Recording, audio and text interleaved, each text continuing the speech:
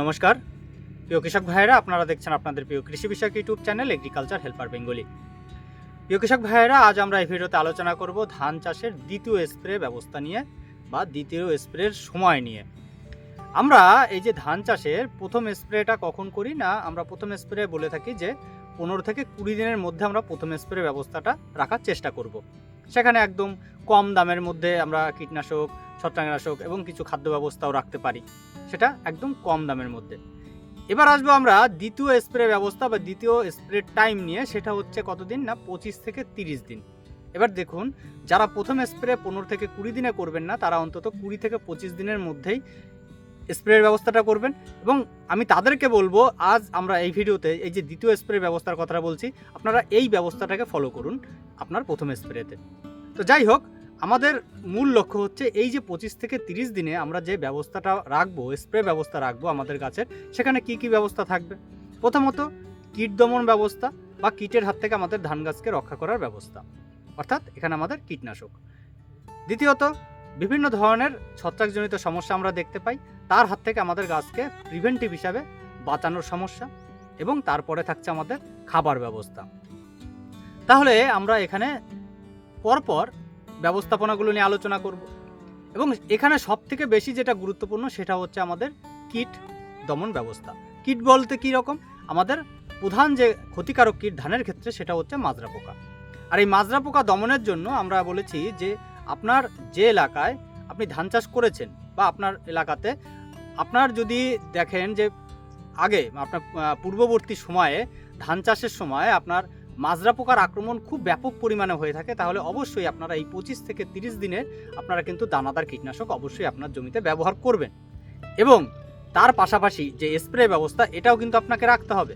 তা না হলে আপনি কিন্তু সম্পূর্ণভাবে আপনার জমিতে যে মাজরা পোকা, পাতামোরা পোকা এর যে আক্রমণ, এটা কিন্তু আপনি কন্ট্রোল করতে পারবেন না। তো যাই হোক, আমরা আপনার যে দানাদার কীটনাশক নিয়ে আগেও কথা বলেছি, আমরা আবার সামনে আগামীতেও কথা বলবো। তো আজ আমাদের স্প্রে ব্যবস্থা নিয়ে কথা হচ্ছে। তো আপনারা যদি এই যে মোটামুটি আপনার 22 দিন থেকে 25 দিন বা তার পরবর্তী সময়, আমরা এই 30 দিনের মধ্যে আপনারা যদি আপনার ধানের জমির আল দিয়ে চলাচল করেন এবং আপনার জমিটার দিকে একটুখানি লক্ষ্য রাখেন, তাহলে দেখবেন যে মাজরা পোকার পূর্ণাঙ্গ প্রজাপতি বা পূর্ণাঙ্গ কীট যেটা, সেটা দেখবেন আপনারা উড়ে বেড়াচ্ছে। এটি দেখে আপনার মনে হবে যে এ তো কোনো ক্ষতি করছে না, কিন্তু আপনার প্রধান শত্রু কিন্তু এটাই। এই যে মাজরা পোকার পূর্ণাঙ্গ কীট, এটা কি করবে, আপনার ধানের জমিতে এরা উড়ে বেড়াচ্ছে। এরা ঠিক পাতার নিচের অংশে, আপনার এই যে ধান গাছের পাতার নিচের অংশে তারা ডিম পারবে। এবার ডিমটা মোটামুটি আপনার 7 থেকে 8 দিন পর লাভায় পরিণত হবে। এই যে ঠিক লাভায় পরিণত হওয়ার আগেই ডিমগুলো পাতার থেকে খসে মাটিতে পড়ে যাবে এবং আপনার ধানের জমিতে যখন আপনি জল দেবেন, এই ডিমগুলো ভাসতে ভাসতে গিয়ে আপনার যে ধান গাছ, সেই ধান গাছের গোড়ায়, কাণ্ডে তারা কি করবে, এঁটে যাবে। এবং সেইখান থেকে ডিম থেকে লাভাটা বেরিয়ে তারা ওই কাণ্ডটাকে ছিদ্র করে ভিতরে প্রবেশ করবে। এরপরে ওই ধান গাছের নরম অংশ, কাণ্ডের নরম অংশটাকে খেয়ে তারা কি করবে, তারা তাদের জীবনযাপন করবে। এবং এই যে আপনার ধান গাছের গোড়ার অংশটা, নরম অংশটা খেয়ে ফেললো, আপনার ধান গাছটা দেখবেন শুকিয়ে মারা যাবে। তাহলে এই সমস্যাটা কিন্তু আপনার কিন্তু ব্যাপক পরিমাণে একটা ক্ষতিকারক সমস্যা আপনার ধানের জমির জন্য। কারণ এই যে গাছের গ্রোথ স্টেজে আপনার ধান গাছকে যদি তারা কেটে দেয়, তাহলে আপনার এইখানে যে আপনি পরবর্তীতে আপনার ধান গাছ থেকে যে শীষটা পাবেন বা আপনার ধান গাছের যে থোড়টা আসবে, সেটা কিন্তু আসবে না, আপনার আগেই ধান গাছটা কিন্তু মারা গেল বা নষ্ট হয়ে গেল। তাহলে এইখানে একটা কিন্তু ক্ষতি হচ্ছে। এবং আপনি যদি মনে করেন যে অনেকে কি করবে, যে আপনার ধান গাছের যে গ্রোথ স্টেজ, সেই স্টেজে গিয়ে যদিও বা 2-1টা ধান গাছ কেটে দেয়, নষ্ট করে দেয়, তখন কি হয় যে ধান গাছের পাশ থেকে পাশ কাটি বেরিয়ে ধান গাছের গুছিটা আরও বড় হয়। কিন্তু আলটিমেট দেখা যায় তাতে খুব একটা লাভবান হয় না বা লাভবান হওয়া যায় না। তো সেই কারণে আমাদের প্রিভেন্টিভ হিসাবে কিন্তু এইখানে আমাদের কীটনাশক ব্যবহার করতেই হবে আগাম ব্যবস্থা স্বরূপ, বা আমাদের এই পূর্ণাঙ্গ যে মাজরা পোকার কীট বা প্রজাপতি, একে দমন করার ব্যবস্থা আমাদের করতে হবে। এবং তার পাশাপাশি এখানে এমন কিছু কীটনাশক বা এমন কীটনাশক আমরা ব্যবহার করব যেটি আমাদের এই যে মাজরা পোকার যে ডিম, সে ডিমটাকেও নষ্ট করতে পারে, লার্ভাটাকেও নষ্ট করতে পারে। এবং আরেকটা আমরা সমস্যা এই যে ধান গাছের গ্রোথ স্টেজে আমরা দেখতে পাই, সেটা কি? সেটা হচ্ছে টুঙ্গো ভাইরাস। এটা সাধারণত কি কারণে হয়ে থাকে? এটা আপনার গ্রিন লিফ হপার, আমরা জানি কি বিপিএস, ব্রাউন প্লান্ট হপার। তো এটা হচ্ছে সবুজ এক ধরনের হপার বা শোষক পোকা, যেটি আপনার এই যে টুঙ্গো ভাইরাস এর বাহক হিসাবে কাজ করে। তো সেই শোষক পোকাকেও আমাদের দমন করতে হবে। তাহলে আমরা এইখানে যে কীটনাশক ব্যবস্থাটা রাখবো সেটা হচ্ছে, বিশেষ করে আমি যে কীটনাশক ব্যবস্থাটা রাখি সেটা হচ্ছে কি না, সেটা হচ্ছে আপনার আমার কাছে আছে ট্রপিক্যাল এগ্রো ট্যাগ এক্কা, যার মধ্যে কি আছে? থায়োমেথাক্সাম আর আছে আপনার ল্যামডা সাহেলোথ্রিন। এখানে এই যে থায়োমেথাক্সাম, এটি কিন্তু আপনার এই যে বিভিন্ন ধরনের যে সকল শোষক পোকা, সেই শোষক পোকাকে দমন করবে। আমরা এই যে ধানের প্রজাপতি, যেটা মাজরা পোকার প্রজাপতি বা পূর্ণাঙ্গ কীট, তাকে দমন করবে। তার পাশাপাশি ডিমকেও কিন্তু নষ্ট করতে পারে। এবং তার পাশাপাশি এখানে এই যে ল্যামডা সাহেলোথ্রিন, এটা কিন্তু লার্ভা, অর্থাৎ এই যে মাজরা পোকার যে লার্ভা বা আমরা যাকে মাজরা পোকা বলে থাকি, তাকে দমন করতে পারে কিন্তু খুব ভালোভাবে। আপনারা বাজারে দেখবেন আলিকা নামে পাবেন, সেনজেনা কোম্পানির, একই সেম টেকনিক্যাল, সেম পার্সেন্টেজ। আপনারা সেটাও ব্যবহার করতে পারেন। কি পরিমাণে ব্যবহার করবেন? আপনারা ব্যবহার করবেন 15 লিটারে আপনার 25 ml হারে, 20 থেকে 25 আপনার যথেষ্ট। এই একটা কীটনাশক এই মুহূর্তে আপনার ধান গাছকে কিন্তু বলবো ব্যাপকভাবে আপনার সুরক্ষিত রাখবে বা কীটের হাত থেকে আপনার ধান গাছ কিন্তু রক্ষা করবে।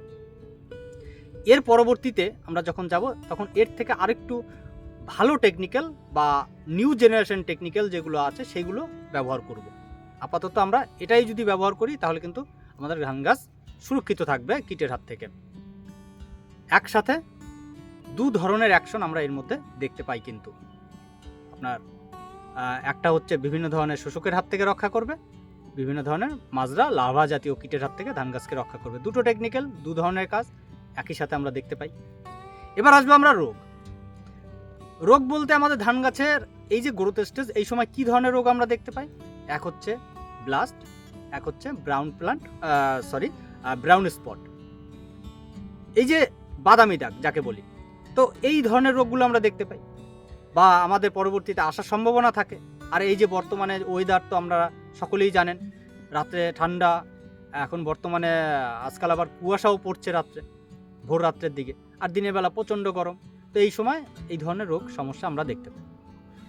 তো এই মুহূর্তে আমরা যে টেকনিক্যালটা ব্যবহার করার চেষ্টা করব সেটা কি? সেটা হচ্ছে আপনারা যদি সম্ভব হয় টেবুকোনাজল আপনার প্লাস সালফার, দেখবেন বাজারে এই টেকনিক্যালের একটা ছত্রাকনাশক বা ফাঙ্গিসাইড পাওয়া যায়। সাধারণত সুমিটোমো কোম্পানির হারু নামেও পাওয়া যায়, আরও বিভিন্ন কোম্পানির আছে, আপনারা যে কোনো কোম্পানির নিতে পারেন। টেবুকোনাজল 10% আর বোধহয় সালফার 65%, এই টেকনিক্যালটা আপনারা ব্যবহার করবেন। এটাকে আপনারা মোটামুটি প্রতি লিটার জলে আপনার 2.5 গ্রাম করে ব্যবহার করবেন। 1 একর জমির জন্য বলা হয়ে থাকে 500 গ্রাম ব্যবহার করার কথা, WG ফর্মে পাওয়া যায়। এটা দেখুন আপনার দুভাবে আপনার ফসল কিন্তু বা ধানের জমি কিন্তু রক্ষা করবে। এক হচ্ছে কি, এর মধ্যে টেবুকোনাজল আছে, যেটা আপনার এই যে বাদামি দাগ, ব্লাস্ট, এর হাত থেকে রক্ষা করবে। সালফার কি করবে? আপনার বিভিন্ন ধরনের ছত্রাকের হাত থেকে গাছকে রক্ষা করবে, গাছকে তার ছত্রাকের হাত থেকে বাঁচানোর যে প্রতিরোধ ক্ষমতা সেটা গড়ে তুলবে। গাছের একটা খাদ্যের চাহিদা পূরণ করবে সালফার, কারণ আমরা কি জানি সালফার গাছের একটা খাদ্য। এবং তার পাশাপাশি এই যে বিভিন্ন ধরনের মাকড়ের সমস্যা আমরা যেটা দেখতে পাবো, সেই মাকড়ের হাত থেকেও কিন্তু গাছকে রক্ষা করবে। তাহলে একটা ভালো একটা কিন্তু কম্বিনেশন কিন্তু এই সময় আমরা ব্যবহার করতে পারি এই যে ধান গাছের গ্রোথ স্টেজে, যেটা সব দিক থেকে আপনার গাছকে কিন্তু সুরক্ষিত রাখবে। আপনারা যদি এইটা না পান তাহলে শুধুমাত্র আপনারা টেবুকোনাজল আপনারা ব্যবহার করতে পারেন। দেখবেন 38% আর 25% এরকম ফর্মে দুটো পাওয়া যায়। 38% যেটা, সেটা মোটামুটি আপনার প্রতি লিটার জলে 1 ml, আর যেটা 25% সেটা আপনার 1.5 ml করে প্রতি লিটার জলে ব্যবহার করতে হয়। এছাড়া যদি আপনারা টেবুকোনাজল না পান, ডাইফেনকোনাজল অর্থাৎ ট্রাইজল গোত্রের যে ছত্রাকনাশকগুলো এই সময় আমি বলবো প্রিভেন্টিভ হিসাবে খুব ভালো কাজ করে।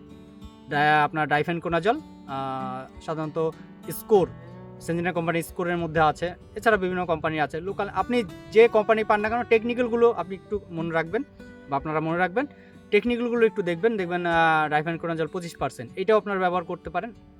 মোটামুটি প্রতি লিটার জলে 1.5 ml হারে যদি আপনারা ব্যবহার করেন খুব ভালো রেজাল্ট কিন্তু আপনারা প্রিভেন্টিভ হিসাবে দেখতে পাবেন।